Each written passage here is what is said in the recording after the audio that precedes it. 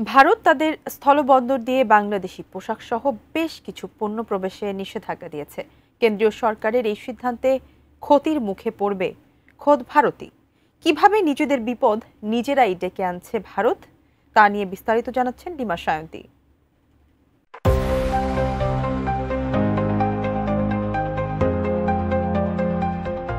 বাংলাদেশকে আসাম, মেঘালয়, ত্রিপুরা ও মিজোরামের কোনো শুল্ক পয়েন্ট এবং পশ্চিমবঙ্গের চ্যাংরাবান্ধা এবং ফুলবাড়ি শুল্ক পয়েন্ট দিয়ে ফলের স্বাদ যুক্ত পানীয়, কার্বনেটেড পানীয়, প্রক্রিয়াজাত খাবার, তুলার বজ্র, প্লাস্টিকের পণ্য এবং কাঠের আসবাবপত্র আমদানির ব্যাপারে কড়া নিষেধাজ্ঞা দিয়েছে ভারত।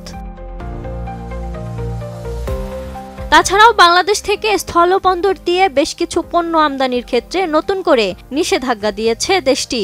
17 মে দেশটি এক বিবৃতিতে জানায়, তাদের স্থলবন্দর দিয়ে বাংলাদেশের নির্দিষ্ট কিছু পণ্য আমদানি করা যাবে না। বিশেষ করে ভারতীয় আমদানিকারকরা বাংলাদেশি পোশাক কিনতে চাইলে পশ্চিমবঙ্গ ও মহারাষ্ট্রের নাভা, শেভা সমুদ্র বন্দর দিয়ে আনতে হবে বলে জানিয়েছে ভারত।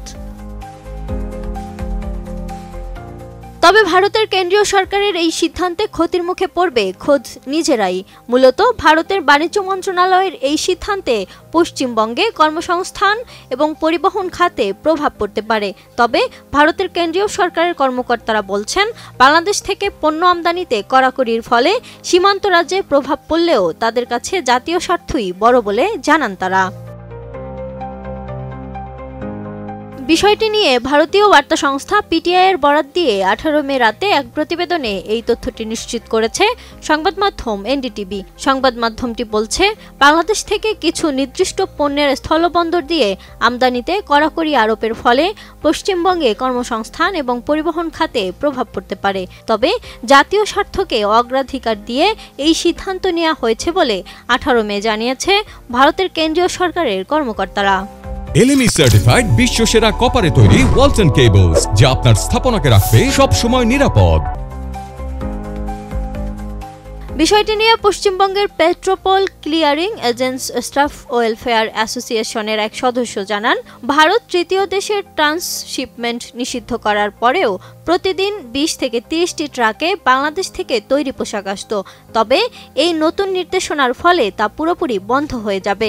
তিনি আরও বলেন, এই নিষেধাজ্ঞার ফলে সীমান্ত এলাকায় কর্মরত চালক, হেলপার ও অন্যান্য লজিস্টিক কর্মীরাও ক্ষতিগ্রস্ত হবেন।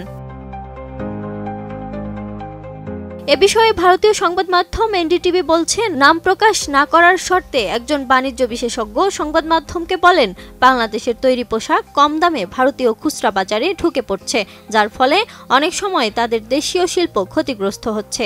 কিছু ক্ষেত্রে এগুলোকে ডাম্পিংও বলা যেতে পারে বলেও মন্তব্য করেন তিনি। তিনি আরও বলেন, এই পদক্ষেপটি কৌশলগত সিদ্ধান্ত হতে পারে, যার সঙ্গে জাতীয় স্বার্থ ও সাম্প্রতিক ভূরাজনৈতিক পরিবর্তনের যেমন ঢাকা ইসলামাবাদ সম্পর্ক সংশ্লিষ্টতা থাকতে পারে। তার মতে, অর্থনৈতিক প্রভাব বা ক্ষতির আশঙ্কা থাকলেও তাদের নিকট জাতীয় স্বার্থেরই গুরুত্ব বেশি।